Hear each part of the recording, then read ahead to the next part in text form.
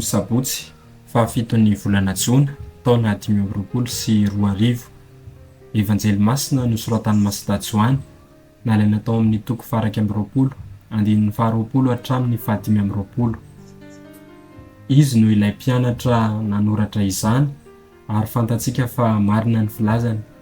Tamin'ny zanandro izany no nitodika i Piera dia hitany teo aoriana ilay mpianatra malalan'i Jesoa izay niankina tamin'ny tratrany teo am-pisakafoanana sy nanao hoe: "Tompoko, iza no hamadika anao?" Ary noho nahita azy Piera dia hoy izy tamin'ny Jesoa: "Tompoko, mba inona kosa no ho anjarany ity?" Dia hoy Jesoa taminy: "Raha tiako hitoetra izy mandra-piaviko, mampaninona anao izany? Fa manara ahy ianao." Dia niely tamin'ny rahalany fa hoe tsy ho faty izany mpianatra izany, nefa i Jesoa tsy nilaza hoe tsy ho faty izy, fa hoe raha tiako hitoetra izy mandra-piaviko, mampaninona anao izany? Izy no ilay mpianatra manambara izany sy nanoratra azy, ary fantatsika fa marina ny filazany.